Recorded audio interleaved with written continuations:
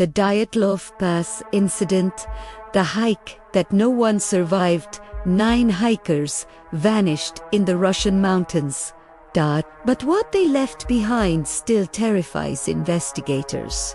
The year was 1959. 9 experienced hikers from the Ural Polytechnic Institute set off for a skiing expedition across the frozen slopes of Kolatsia, the Mountain of the Dead. It was supposed to be a routine hike, but what they found, or what found them, turned their journey into one of history's most chilling mysteries. Their leader, Igor Dyatlov, kept a detailed log. The entries were cheerful, jokes, songs, snowball fights. But the last entry ended with a single cryptic line. "We know now there is no escape." At first, no one worried when they missed their return date. The Ural Mountains were unforgiving. Delays happened all the time. But when weeks passed with no word, a search team was sent. They found the campsite, or what was left of it. The hiker's tent was slashed open from the inside. Boots, jackets, food, all left behind. Footprints led away into the snow, barefoot, half-naked, in sub-zero temperatures. Something had terrified them enough to flee into certain death. The first 2 bodies were found near a tree line, huddled by a makeshift fire, barefoot, wearing only their underwear. Branches above were broken, as if someone had tried to climb in desperation. Then they found 3 more Dyatlov among them, sprawled in the snow, faces frozen in horror. Still, it was what they found next that defied explanation. 4 more bodies were discovered months later in a ravine under 4 meters of snow. But these weren't just victims of cold. Their ribs were crushed, skulls fractured, eyes missing, and one woman had her tongue torn out. Yet there were no signs of struggle. No animal tracks, no external wounds that could explain such damage, and traces of radiation were found on their clothing. Investigators were baffled. Some said an avalanche drove them out of the tent.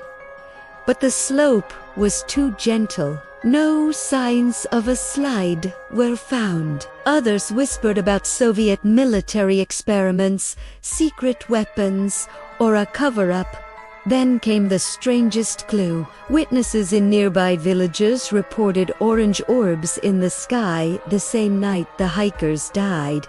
Could something have come from above? The official investigation was shut down quickly. The cause of death was listed as a compelling unknown force. And just like that, the files were sealed. For decades, theories grew darker. Some said the group stumbled upon a forbidden testing site and were silenced. Others claimed radioactive weapons or sound-based experiments drove them insane.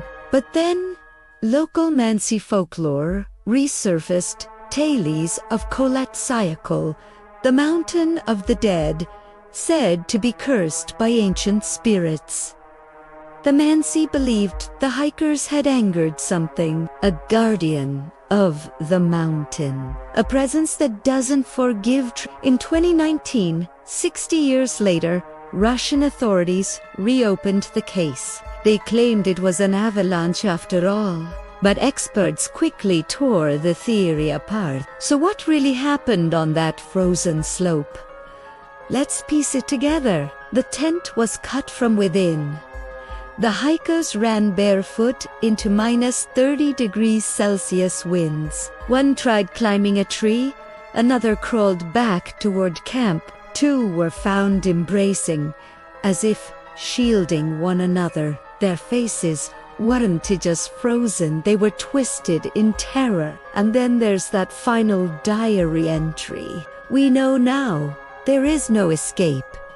Some modern theorists believe the answer lies in infrasound, low-frequency sound waves produced by the wind passing over the mountain. These frequencies can trigger panic, hallucinations, even madness. Others believe they witnessed something they weren't supposed to see, perhaps military flares or secret missile tests. But none of that explains the radiation, or the missing eyes, or the silence that still blankets that place. Even rescue workers reported malfunctions in their compasses and strange glowing lights hovering above the trees. Today, the Dyatlov Pass remains untouched, eerily quiet. No tourist signs, no memorial, just a marker where the 9 hikers met